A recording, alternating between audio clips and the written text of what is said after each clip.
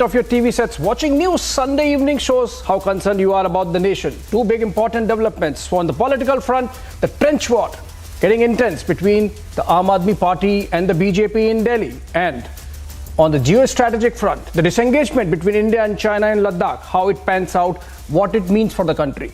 Let's discuss those two, but first off, the headlines.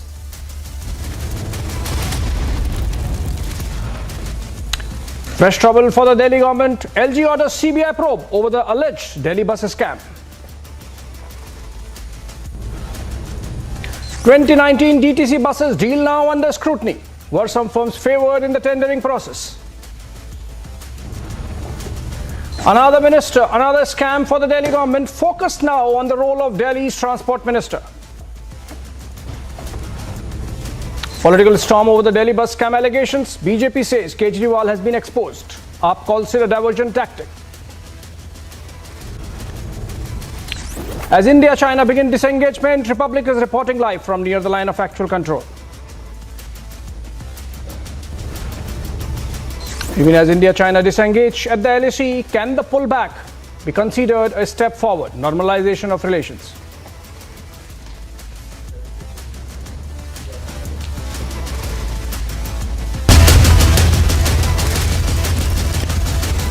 Burning question.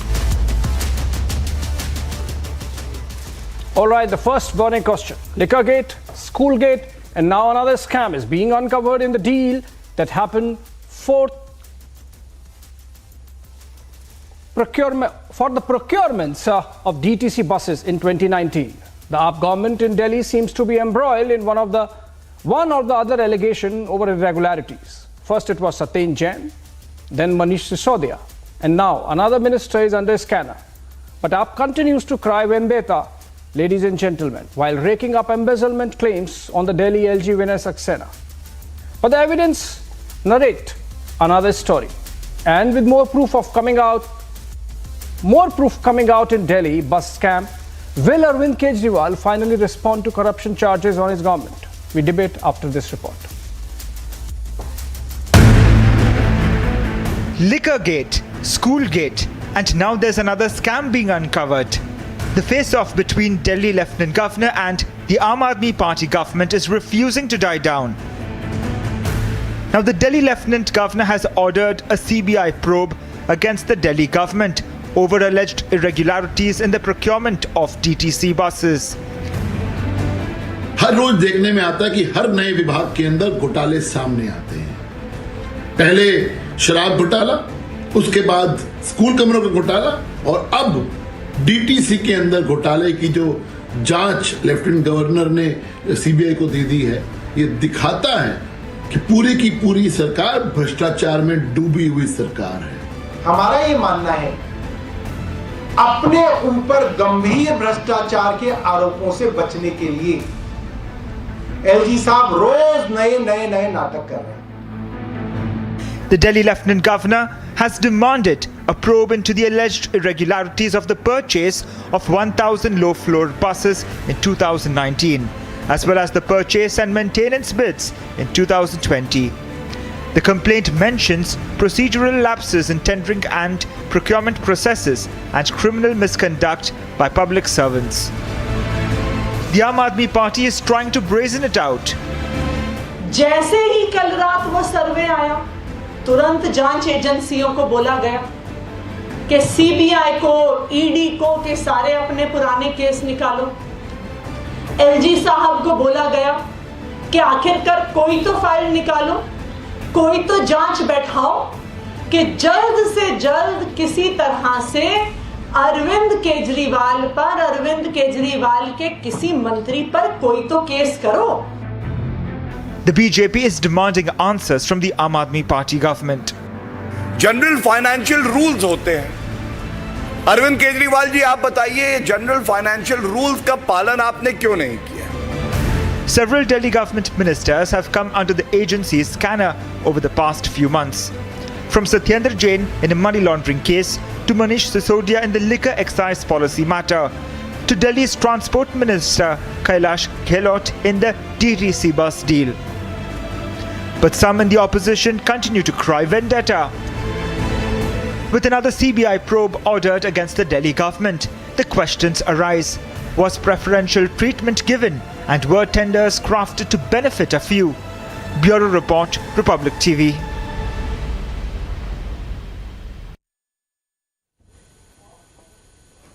All right, another scam coming out, or at least alleged by the BJP. Joining me this Sunday evening, Dr. Piyush Joshi, Abhishek Sudhir, political analysts, both leaning towards the Aam Aadmi Party or would be defending them. Abhishek, in fact, is a spokesperson of Tiranga Shakha and would be joining in a while. And for the BJP, Sumitra Goenka, political analyst, and Shehzad Poonawala, of course, the national spokesperson of the party. Let me try and begin with Shehzad, you first. Where is the scam? No bus has been bought. Well, you see, Abhishek, this is the first time that I've heard Aam Aadmi Party come up with the most unique argument that there was bhashtachar, there was ghotala, there was breaking of rule, but it was bona fide breaking of rule. That's what Saurabh Bharadwaj said. Now, let me tell you, in this particular scam, हालांकि आपने हवाला scam भी देखा है, classroom scam भी देखा है और शराब scam भी देखा है, and all of these three scams were shown on Republic and no questions were answered. But now let me tell you about the bus ghotala. First, bona fide bhashtachar of Aam Aadmi Party, Minister of Transport is made the chairman of the committee for tendering, which is a violation of the rules. Then DIMTS is appointed as the bid management consultant company so that it can violate the tendering conditions. That was also done against the conditions. Then all GIFR and CVC rules were violated. And what kind of irregularities were there? For instance, BS4 and BS6, two categories of buses, total 1,000 buses had to be purchased, but one was 400, one was 600. It was clearly said that they have to be tendered for separately.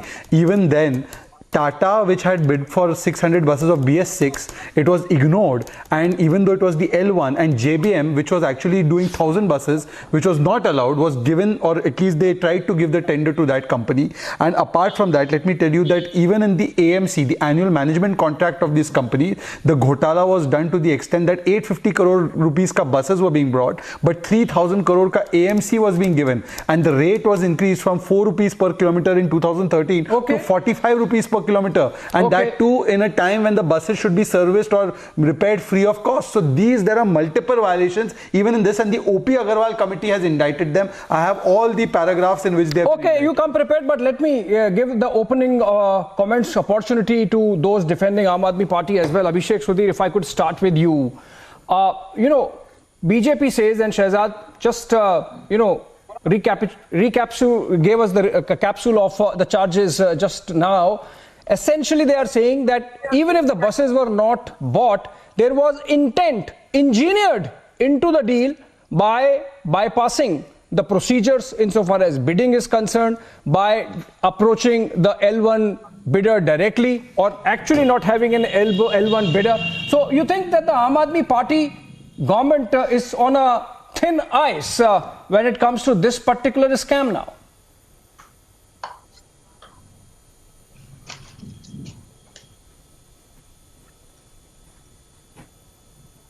Hi, is the question for me? Abhishek, are you getting me? Yeah. Yes, I heard you. Question to you. Yeah, I heard you, I'm Abhishek saying, ji. is the Aam Aadmi Party government in Delhi on thin ice on this Delhi bus scam that has been brought out by the BJP and, of course, a probe ordered by the Lieutenant Governor, given the fact that, according to the BJP, there was intent of corruption built into the bidding process? Well, Abhishek Kapoor ji, the thing is, not a day goes by when there's no allegation of a scam by the Honorable Lieutenant Governor. The Lieutenant Governor is a constitutional functionary. The Lieutenant Governor owes his allegiance to the Constitution. Unfortunately, the Lieutenant Governor seems to be acting in a manner that does not behove the high office that he holds. There is only one democratically elected government in Delhi, and that is the government of, we all know the party in power, Mr. Kejriwal. They are a democratically elected government. But we have a Lieutenant Governor who seems to take issue with pretty much everything that government seems to do. Why was it that under the previous LG, this very same case was cleared? The probe was concluded. I think I'm not a spokesperson for the party. It was not clear. I'm not here to take the party line, Abhishek. My point is simply this. The Lieutenant Governor should allow the democratically elected government of Delhi to function. There have been some serious allegations made against the Lieutenant Governor.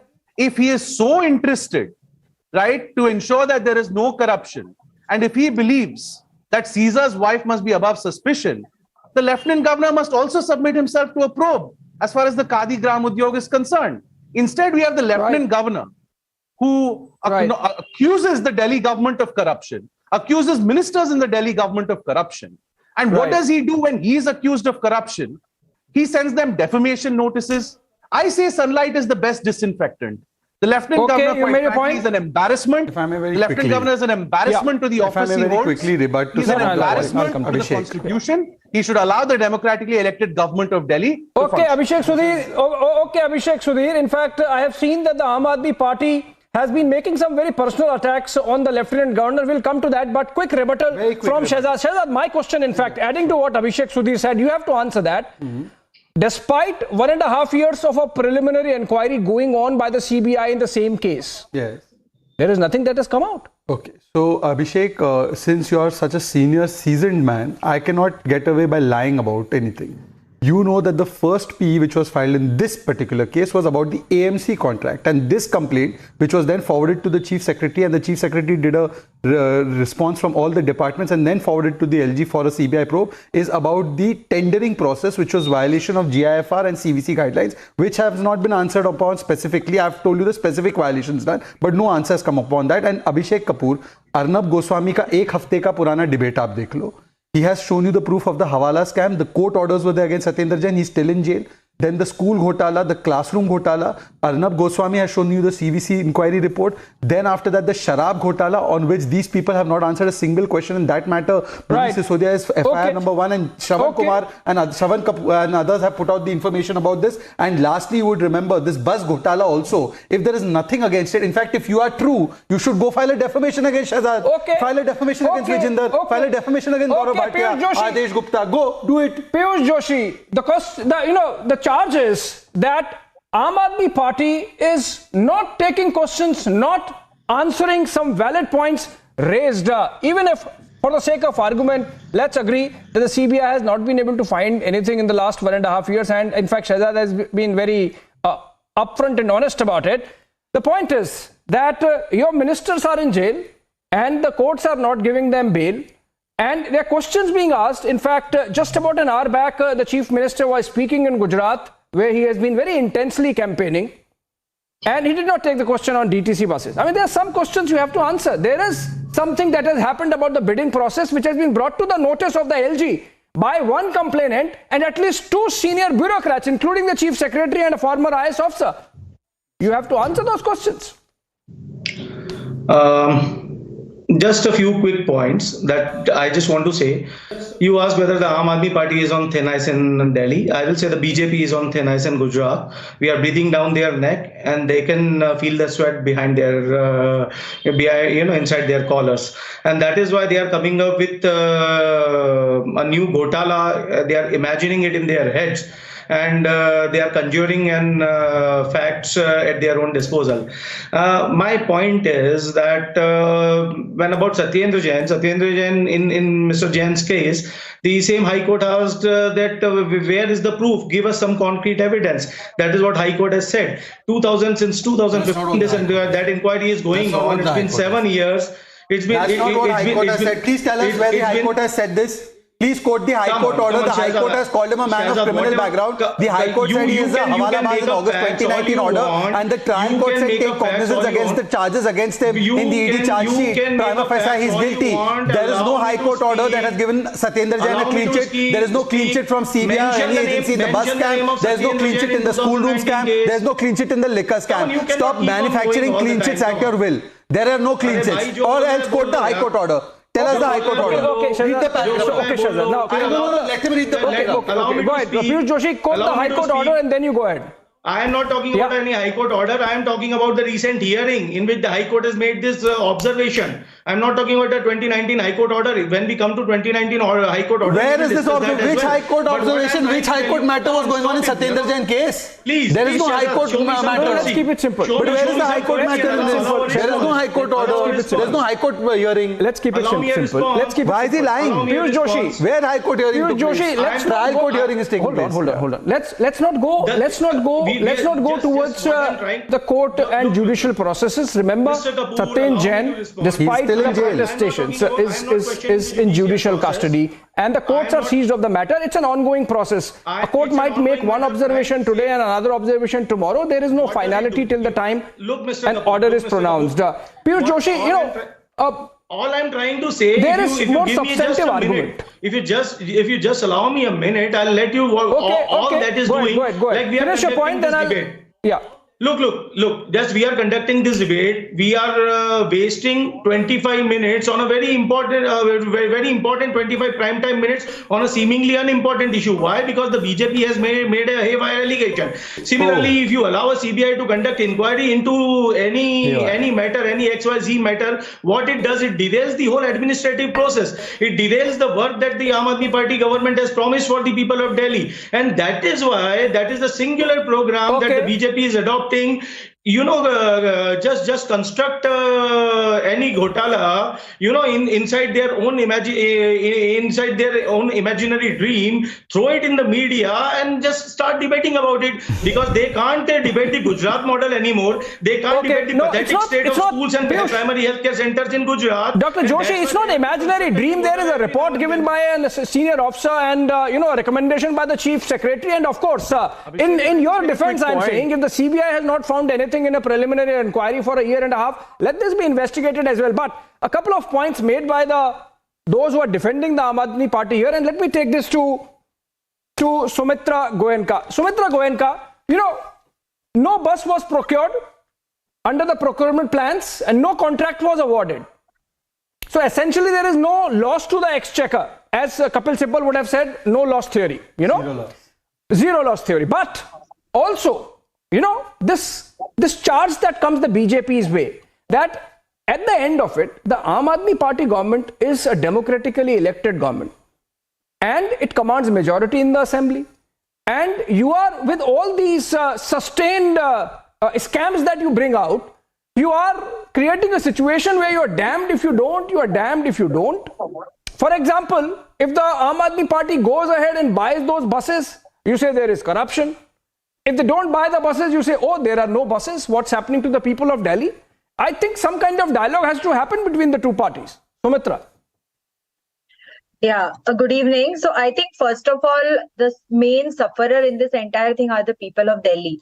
Because if you look at the plight of the buses, almost 83% of the buses is going to, be phased out by 2025. And the people of Delhi are going to suffer because we don't have the buses here. Now, there is no transparency. What the inquiry is going to happen is whether there has been transparency, whether the bidding process was properly followed, whether there were any procedural deviations, whether the tendering and the procurement process was properly followed. So let the investigations happen, because if this gets into a deadlock, then what will happen is people of Delhi are going to suffer. Yeah. Already the DTC is in a bad shape.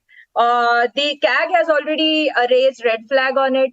What has happened is the procurement of buses. Now, Kejriwal ji for the last 8 years has been promising that he is going to buy. Their suffering is so high. They have elected that government 3 times. Yeah, they have so elected now the same government 3 times. 11,000 buses were supposed to be the ideal size of the buses in Delhi. But what happened to the buses? The BJP can't even get into double digits in Delhi. We have only seen that the buses have been withdrawn. Today, even the school buses, which they were giving to the schools, have been withdrawn because there are no buses.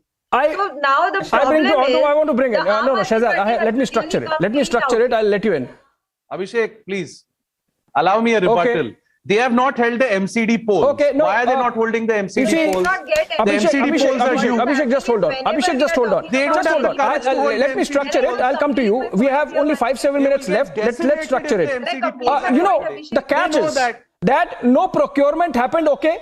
No purchase happened, okay? Abhishek, I'm coming to you. Listen to the question. Sumitra is not as a question. I am asking it.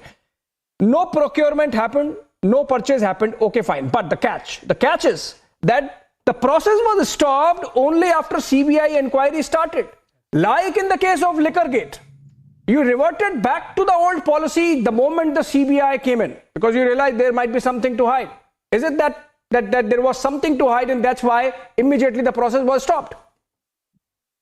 Well, Abhishek, it's very simple.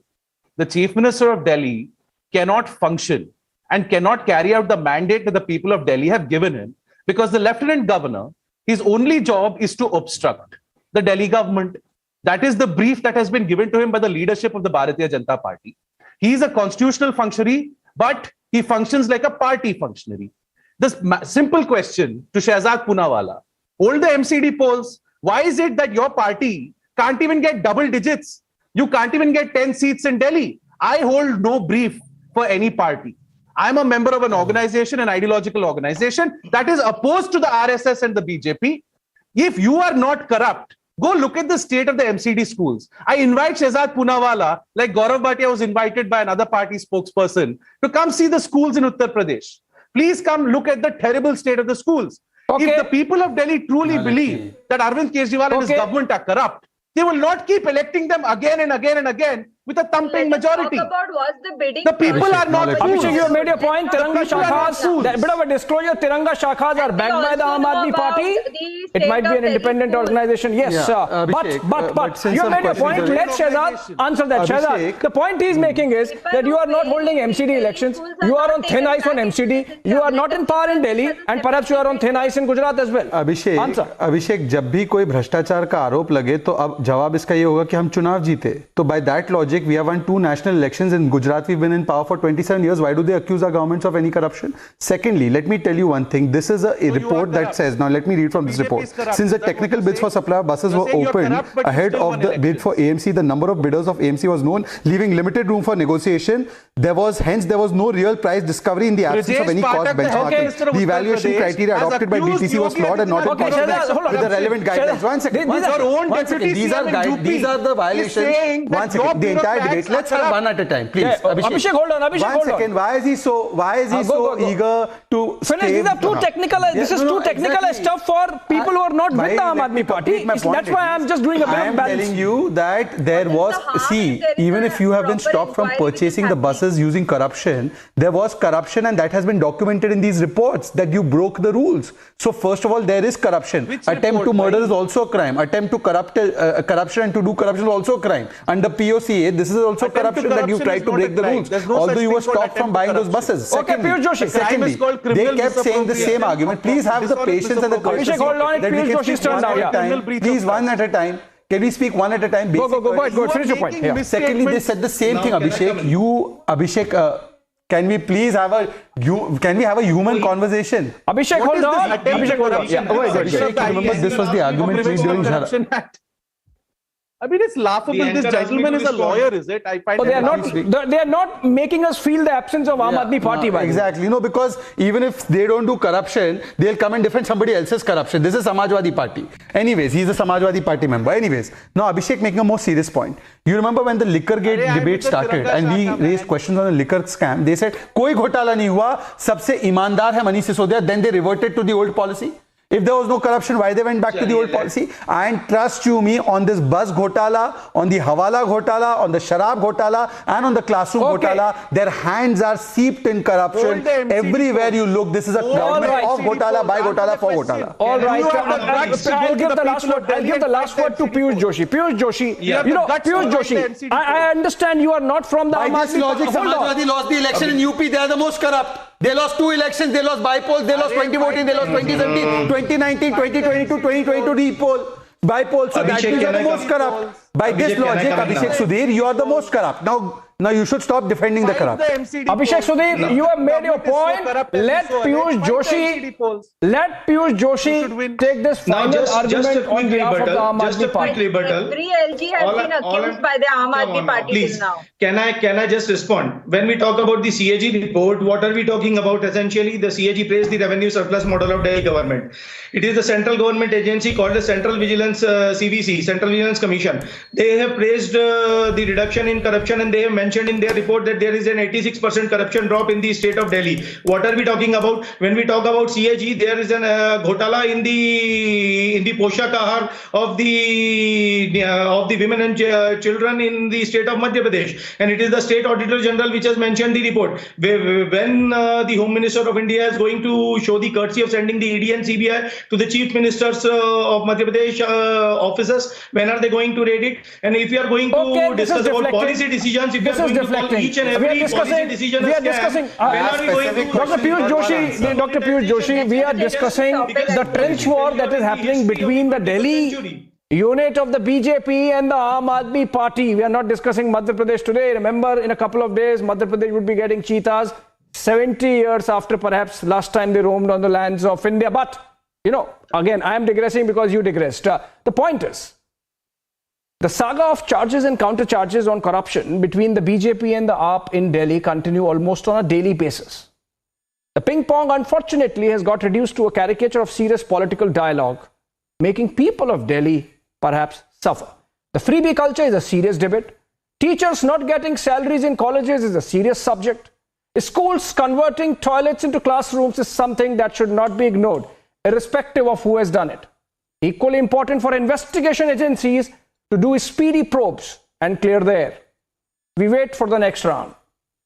Thank you so much for this quick round of debate between the BJP and the Aam Aadmi Party. On the other side, should we normalize our diplomatic relations with China post the disengagement in Ladakh? Be right back.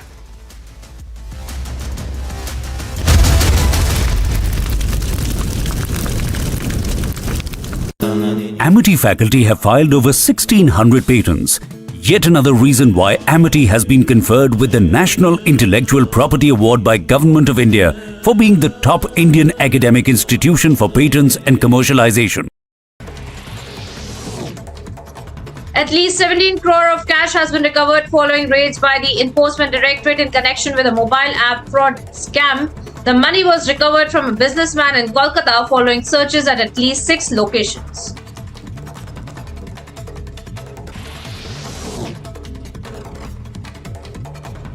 A case has been registered against the TRS leader Nand Kishore Vyas after he created a commotion in Hyderabad during Assam Chief Minister Himanta Biswa Sarma on the occasion of Ganesh Chaturthi.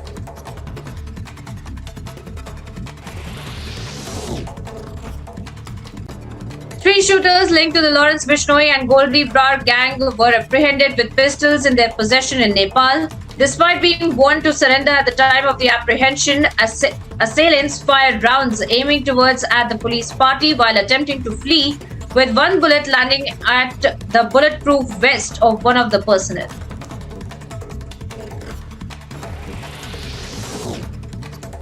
India observes one day of the state mourning today as a mark of respect for Britain's Queen Elizabeth II, who breathed her last on Thursday. According to an official statement, Her Majesty Queen Elizabeth, United Kingdom of Great Britain and Northern Ireland, passed away on September the 8th.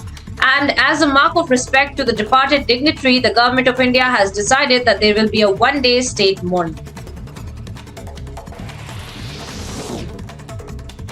Vaccine maker Serum Institute of India was duped for more than ₹1 crore when fraudsters sent the company messages.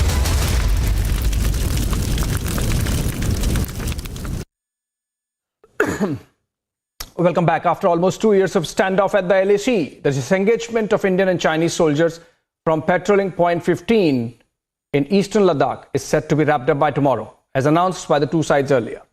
The process involves troops moving back to rear positions and dismantling of the temporary infrastructure created there. And while many are cheering over this pullback from the Gogra Hot Springs feature that would restore the status quo ante April 2020, many wonder, and with valid reasons, looking at the history between India and China, if this disengagement should be taken as normalization of relations. We debate after this short report. इस वक्त मैं LAC के बहुत करीब हूं, जहां पर लगातार चीन और भारत के बीच झड़प की खबरें आती रहती हैं, चाहे वो गलवान वैली हो, चाहे वो प्योंगयांग लेक हो। लेकिन अब अच्छी बात यह है कि 12 सितंबर तक सेनाएं पीछे हट जाएंगी और शुरुआत भी हो चुकी है। मनोज पांडे, जो कि आर्मी चीफ हैं, वो इस इलाके में 2 दिन के दौरे पर आए हैं और यही देखना है उन्हें कि जिस तरह से बातचीत आगे बढ़ रही थी, क्या उस प्रक्रिया को फॉलो किया जा रहा है कि नहीं। अभी जो खबर मिल रही है उसके मुताबिक चीनी सेना लगातार पीछे हट रही है और साथ साथ भारतीय सेना भी अपनी ताकत को, अपनी मौजूदगी को धीरे-धीरे एलएसी से कम कर रही है। A big thaw has been witnessed between India and China ahead of Prime Minister Narendra Modi and Chinese President Xi Jinping's meeting on the sidelines of the SCO summit in Uzbekistan. After more than 2 years on the Ladakh standoff, the troops of both countries have started to disengage in the area of Gogra Hot Springs, and the process will be completed by tomorrow. Earlier, the troops of both sides had disengaged from both north and south banks of Pangong Tso, patrolling point 17A and patrolling point 14, the last being in August 2021. But going by history, can India take this disengagement on face value? While this is definitely a move forward, can this constitute normalization of India-China relations as they stood pre-Galwan times? Bureau Report, Republic TV.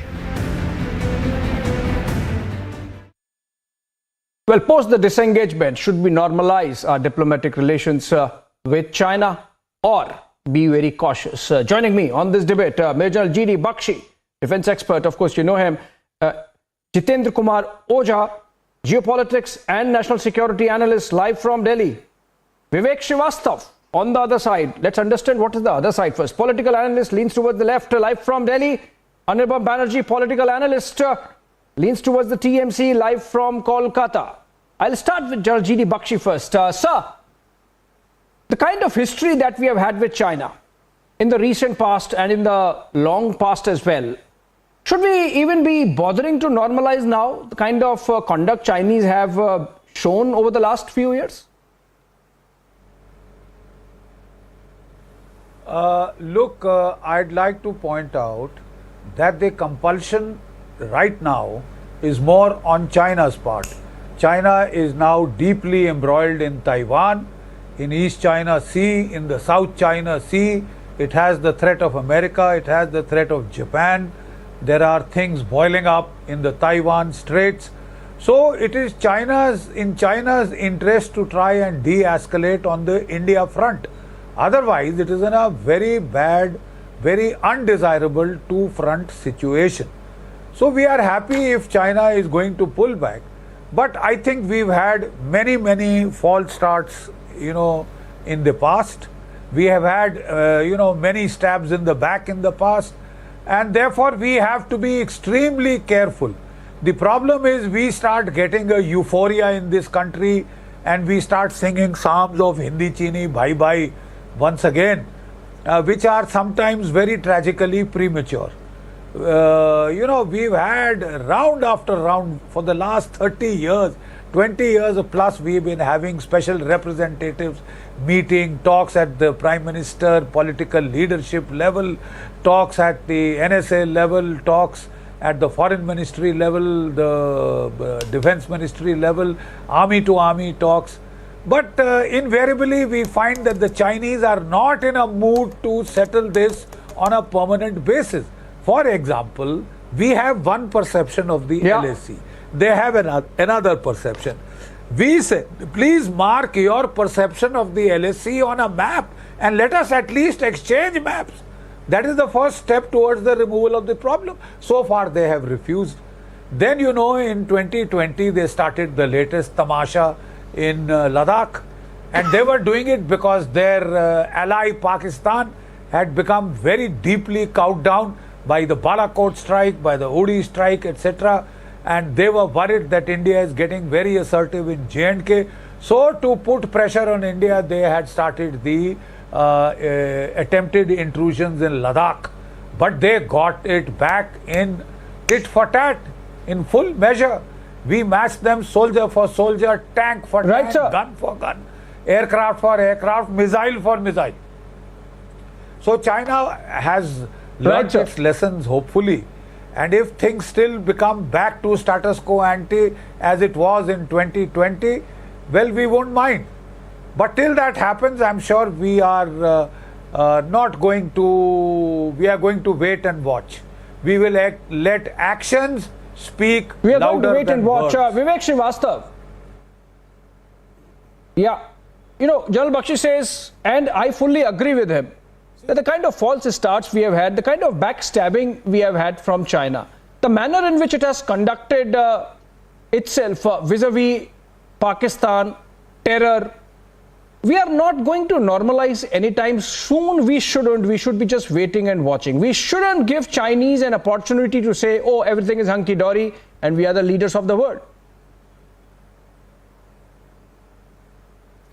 See, there are two ways of looking at it, and I have been on many debates with General Bakshi, and I know the way he thinks. He thinks as a patriotic army man, and I give him full credit for his love for the nation. However, you see, our nation needs to be governed, and we are not a military state, and it is the politicians, it is the parliament, it is the elected representatives, the ministers, the foreign secretaries who have to decide a policy, your external affairs ministry, and that is how things work.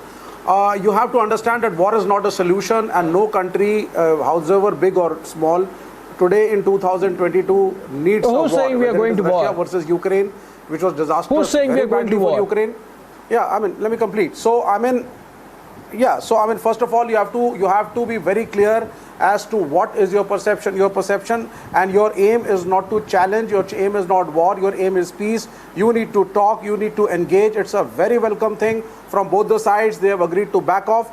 We are also backing off. China is also backing off. I'm not going to go into the normal opposition party rhetoric कि China अंदर आ गया था और अब वो बाहर चला गया है. No, I'm not saying that. All I'm saying is it's a very welcome step from both the sides. We need to feel happy about it, okay? And we need to have the spirit of having good relations with all neighbors. I mean, even if it is you don't even have good relations with Nepal today. And in my previous debate with General Bakshi, we had a very heated discussion, and I said your pro-American stand of the Indian foreign policy has been detrimental in your relations with China. So that needs to be put in order first. Being too much of pro-America, okay, now you are peddling Chinese line. China, Vivek, taking hold a on. stand Vivek, with hold European on. countries is That's not done. almost like the Chinese MOFA spokesperson saying that India has given its foreign policy to the Americans. That's not right. Jitendra Ojha, Vivek Srivastav says that we should talk, but then raises the bogey of war. I mean, is he suggesting that we are scared and we should talk with the Chinese because we are scared of war? Most unfortunate that in India, I believe that politicians, civil society and academia and everybody, opposition, they have to be on the same page as far as national security is concerned. Now you take the case of China. We can never live in peace with China as long as we are not militarily, technologically and otherwise stronger than them. Because China has a history of expanding.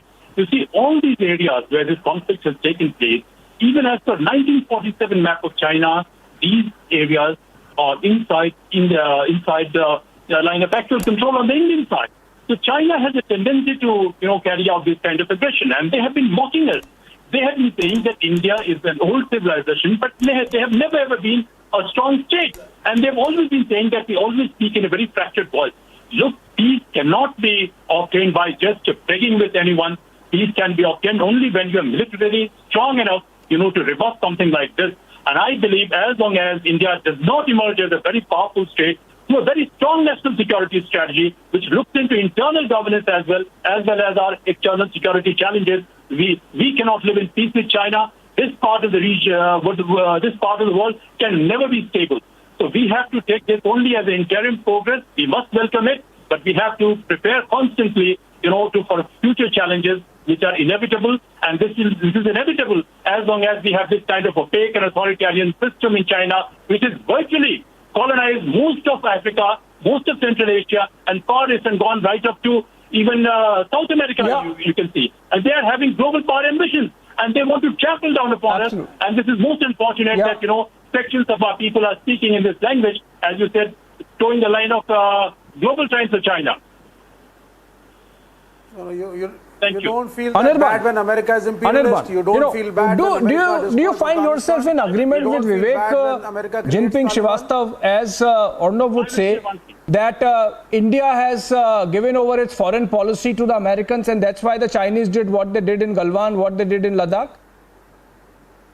I will say one thing. Look, India has demonstrated its independence even in Ukraine war, and it has taken an independent position. So it's very wrong to say that we have rather rented out our foreign policy to the United States. No, Anirban, hold on. I was asking to Anirban. Anirban, do you find yourself in agreement with Vivek Srivastav on the position that he's taking, that India perhaps, because it pawned its foreign policy to the Americans, was punished by the Chinese? उनको बोलो मेरा charger they. No, in fact, I differ on this point because since 2014, it was very difficult to find anything that had any resemblance to what we can actually call a foreign diplomatic policy. I mean, what is the policy, what is the exact foreign policy that the Modi government has been following since the last 8 years? Where is the policy? I mean, we had, apart from Pakistan, all our neighboring countries, India had pretty good relations with almost all of those countries. Even the tension with Pakistan was on the decline for many years, even from the time of Mr. Atal Bihari Vajpayee, then Mr. Manmohan Singh, the tension was on the decline. But once Mr. Modi came to power, his inane threats that we will show red eyes to China. I have 56 inches of chest. This empty chest thumping has got us to a situation where we are losing the lives of our soldiers to the Chinese army on one side. I think this is bad reading of recent history. Narendra Modi flew down to Lahore to participate in the wedding celebrations in the family of Nawaz Sharif. Narendra Modi invited all our neighbors on his oath-taking ceremony. Narendra Modi, remember, met Xi Jinping 14 times. Took the initiative to travel to Wuhan in the right spirit to establish a dialogue. Despite having been established, and where has that led us to? You're saying that there is no foreign policy is not right reading. General Bakshi is singling out what is targeting of the Prime Minister. For something which the Chinese do by their own. Their salami slicing did not... Hold on, Anirban, let General Bakshi respond. The salami slicing of the Chinese did not start with Narendra Modi. It has been going on since 1959, for God's sake. General Bakshi. Look, what I would like to point out is, on the one hand, we are told that we must have peaceful relations with all our neighbors. We have made sincere attempts. The Prime Minister went to the wedding of Nawaz Sharif's daughter, trying to reach out to him and trying to invite him in the gathering of South Asian heads of state when he took charge the first time in 2014. All efforts have been made. How many times has he invited Xi Jinping to summit meetings, taken in very special treatment in Gujarat, in Mahabalipuram, etc. But what have we got? While the Chinese head of state was here, the Chinese military was carrying out intrusions in Depsang and then some other place, then in Sikkim. So we have made all attempts to have peace. But we find, unfortunately, that the only language some of our neighbors understand is the language of force. That unless you give them a strong military pushback, they are not prepared to talk peace. And even if they talk peace, they just do it for pro forma noises. And on ground, their actions speak a different language. So I think we cannot surrender to China. We cannot say, okay, take whatever you want. We are so desperate for peace. You want our territory, take it. They've already grabbed Aksai Chin. They are claiming the whole of Arunachal. They are claiming other areas. Now we can't tell them, take whatever you want. I mean, that is the way a nation will cease to exist. Obviously, a nation has to defend its core interests. Sir, I understood. Right? Yeah. Absolutely, we have to defend our core interests. I mentioned foreign policy. Look at the foreign policy of China. I mean, let's compare. Go ahead.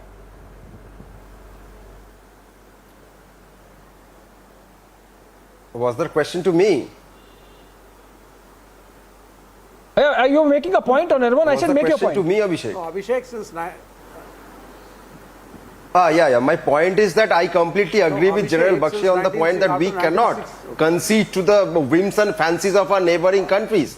Just because they want a piece of our land, of course we are not going to say come and take it. We cannot do that. And that is where either you have to be militarily strong enough to thwart their attempts, and side by side you also have to have a strong foreign policy so that none of our soldiers lose their lives. That is what a successful government should look like. Yes. We are not here to represent or support any foreign government. In spite of the fact that I oppose the BJP, the union government is my government. I do not want to see it cowed down before foreign chief ministers, foreign presidents in the international stage. Therefore, I want my country to hold its head high when our prime minister or our president or a foreign minister, they are meeting with the Chinese premier or the American president or whoever it is. But we have seen that Mr. Modi wants a on macho American image soil and a macho says, leader. From Sarkar, Anirban wants a macho image of the country projected outside and a macho leader to lead the country. What's your problem, Vivek? What's your problem with 56 inch ki chhati? That's what Anirban also wants. I believe that we need to... No, absolutely not. I think if we trade more with each other, if we have more cultural exchanges, if we talk more, if we have more student exchanges, then things slowly start developing for the better. And we have to agree that one mistake that our Honorable Prime Minister and the Foreign Office has done the thing that Narendra Modi was doing with China. Exactly the thing that Narendra Modi was doing with China, and that still led to Galwan, that still led to Ladakh. You can't trust the Chinese anymore. It's not exactly. Like the Kargil moment with the Chinese. I'll tell you the difference. I'll tell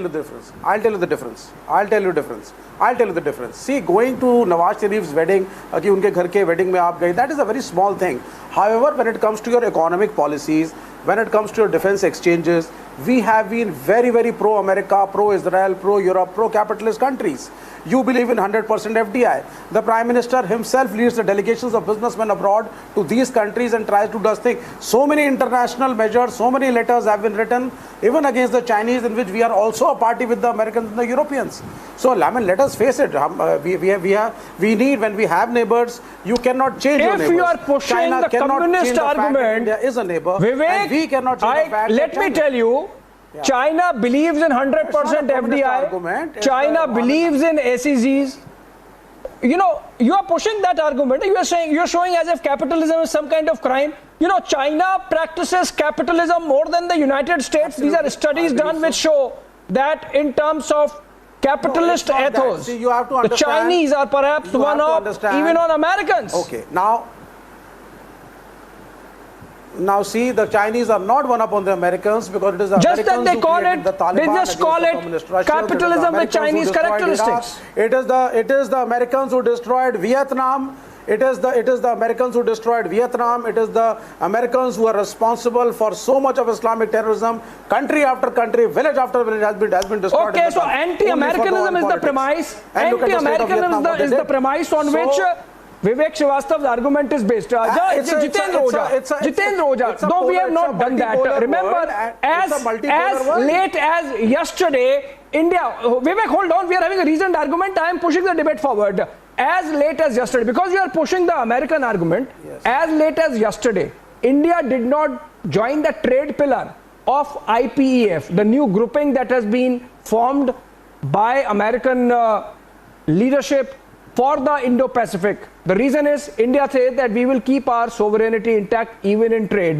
Jitendra Ojha, this American, anti-American argument does not hold really. One-on-one, the Chinese have conducted themselves in a manner that they cannot be trusted anymore. Ladakh in 2020 was Kargil moment for India vis-a-vis China, and to that extent we have disengaged, we are watching, but we cannot normalize this. American argument does not come in the picture what Vivek is pushing. Jitendra Ojha.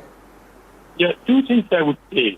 Look, it's not that, prime ministers, the politicians, the political leadership decides policies that wins and fancies. There are institutions, no doubt, that broad leadership is provided. And Prime Minister Modi, I may not be a strong admirer of him, but he has emerged as a very strong leader. He has been reposing faith in some of these institutions. These institutions may not be perfect, but as far as foreign policy of this country is concerned, it is based on reason, and there's a lot of continuity in the policy that we are having. So let us not say that, only Prime Minister Modi's policy is flawed or something is there. Let us not attribute it to individuals, because even he cannot, on matters of foreign policy and national security, he can give some strength, he can bring some changes, but he cannot completely override institutions. Secondly, I would say we have always stood for what is good for India. And in every circumstance, it has been dictated as per our capacity in the best interest of the country. You pointed out a very good example. Same is true even on Ukraine war. See how much under pressure we were. See how we have managed even our ties with Russia. Yes. So we have rebuffed all kinds of pressure. Second, I would say about China, final the thing, Abhishek. China has deception is part of Chinese psyche. I feel you must trust your experts, people who have studied Chinese psyche or Chinese strategy for a long time, not now. Even for last 2 or 3 millennium, Chinese have been practicing this kind of deception even internally. You can never ever trust China. And India, we have been emphasizing on Dharma Yuddha, and Dharma Yuddha does not work out. Let me tell you, in intelligence or security or military, deception is part of it, and we have to be very careful of China, and we cannot take China on its face value. Thanks. Yes. Jal Bakshi sir, you want to make a point, but I just want to add from where you can take up. Let's see how they have behaved in the last couple of months. Remember, in the last 2 years, 16 rounds of talks between commanders, at least a dozen rounds of talks between diplomats of the respective foreign ministries. And yet, last month, China blocked Indian proposal to list Jaish-e-Mohammed Deputy Chief Abdul Rauf Azhar as UNSC designated terrorist. Who is Abdul Rauf Azhar? He was one of the masterminds of IC-814. He was in the planning of parliament attack in 2001. In the month of June, sir, China blocked the proposal by India and the United States to list again Pakistan-based terrorist Abdul Rahman Makki, a global terrorist.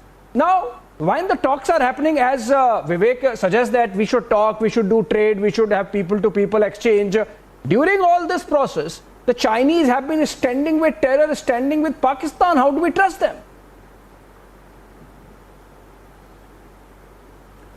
Let me add to what you have very rightly pointed out. Look at the history of China's anti-Indian behavior when it comes to one of our prime, irritants, Pakistan. China gave the designs of the nuclear bomb to Pakistan. They gave them fissile material for the first few bombs. The first Pakistani bomb was tested at Lopnor in China. Then they gave to them M11 and M9 missiles. America put sanctions on these companies. They put Pakistan in touch with North Korea to get the Taipodong and Nodong missiles. Right? Most of the Pakistani tanks are Chinese. Their artillery guns are Chinese. Half their air force is Chinese. Bulk of their navy is Chinese. Most of their missiles are Chinese / North Korean. Is this a friendly act? How would China react if we gave arms, ammunition, artillery guns, fighter aircraft to Taiwan? How would they react if we gave them a nuclear bomb? Can there be something as grave a danger to our national security? For God's sake, we have to wake up and smell the coffee. China is not being friendly. It can be absolutely. As nasty Vivek, I'll come to you. Vivek, I'll come to you. Vivek, I'll come to you. Anirban wants to make a point. Vivek, I'll come to you. Anirban, before you answer, just to add to what General Bakshi sir said, China has armed Pakistan to teeth. They have by proxy conducted their nuclear test in Lopnor sometime in 1970s and midwifed most of their military and now civilian infrastructure also through the China-Pakistan economic corridor.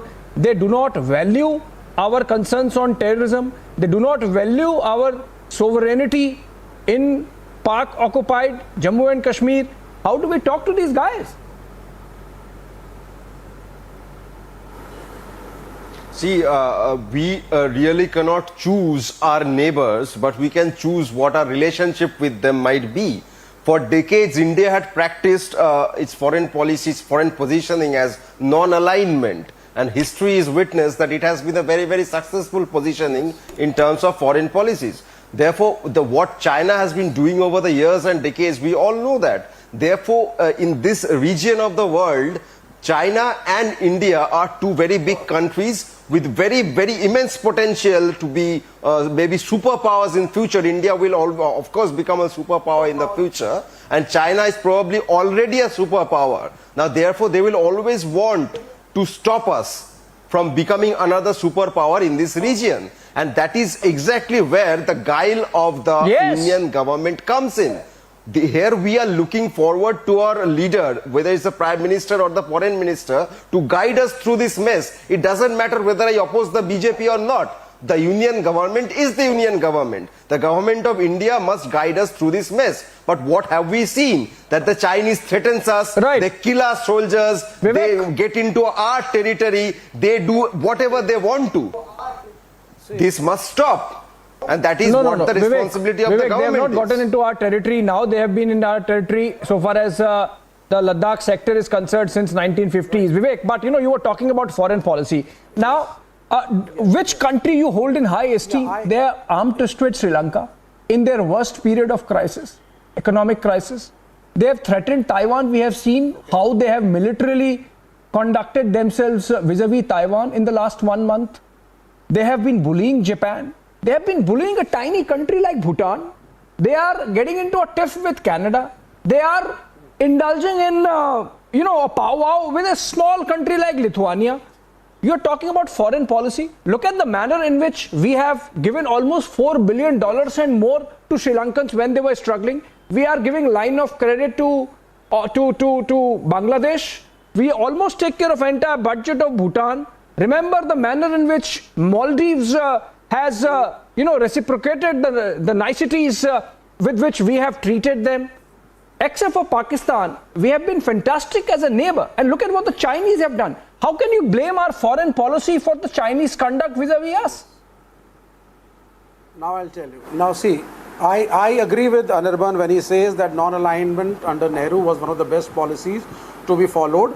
However, you have to understand that today the relationship between China and Pakistan is strong because it was used to counter the friendship India had with the communist Russians at one time. Okay?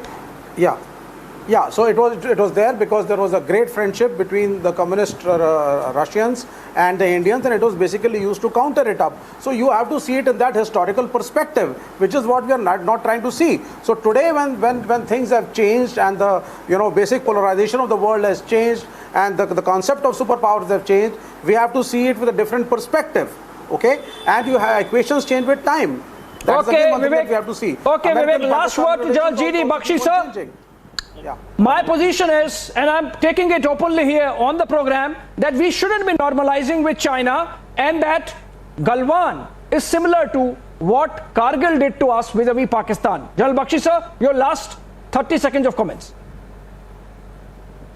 Yeah, I would like to state unequivocally that the only workable policy for China is a tit-for-tat policy. We treat them exactly as they treat us. And unfortunately, in the past, our experience has not been too good. China, under pressure in Taiwan, is making some conciliatory noises. We'll have to be very careful. We'll have to wait and watch.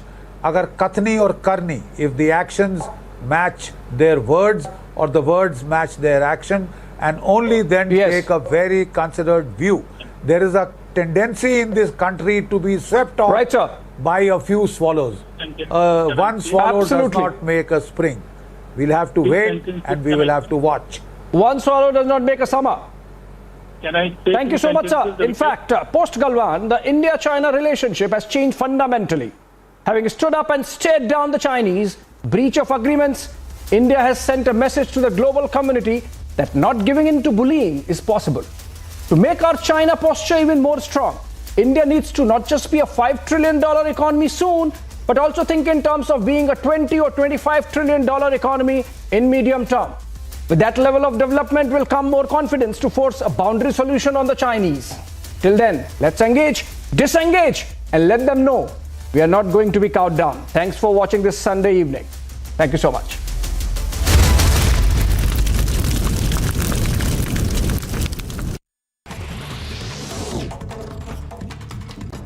Three shooters linked to the Lawrence Bishnoi and Goldi Brar gang were apprehended with pistols in their possession in Nepal. Despite being warned to surrender at the time of the apprehension, assailants fired rounds aiming towards at the police party while attempting to flee, with one bullet landing at the bulletproof vest of one of the personnel.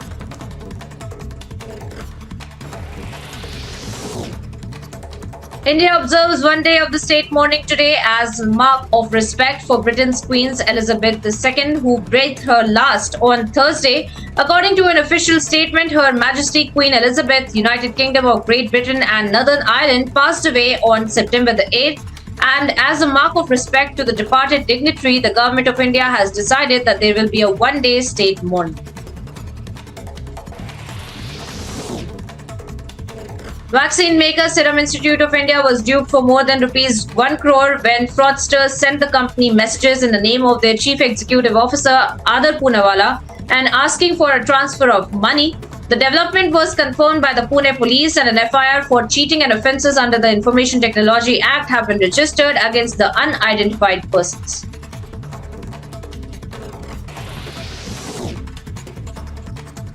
The Bihar Police Association sought a judicial probe into the incident where 5 officers were allegedly locked up for 2 hours by the District Superintendent of Police in Navadana in Bihar. The SP, when contacted by reporters, said that it was fake news, while senior officials did not comment on the matter despite several attempts to seek their reactions. Following a recommendation by the Government of India, a Gurjar Muslim named Shri Ghulam Ali have been appointed as Rajya Sabha MP. The community. Fresh trouble for the Delhi government. LG orders CBI probe over the alleged Delhi bus scam.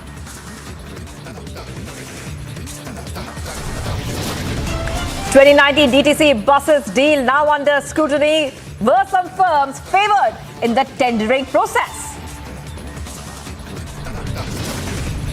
Another minister, another scam for the Delhi government. Focus now on the role of Delhi's transport minister. Political storm over the Delhi bus scam allegations. BJP says Kejriwal has been exposed. Aam Aadmi Party calls it a diversion tactic.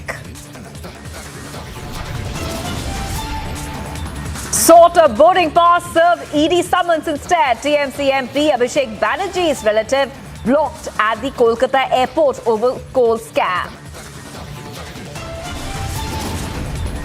As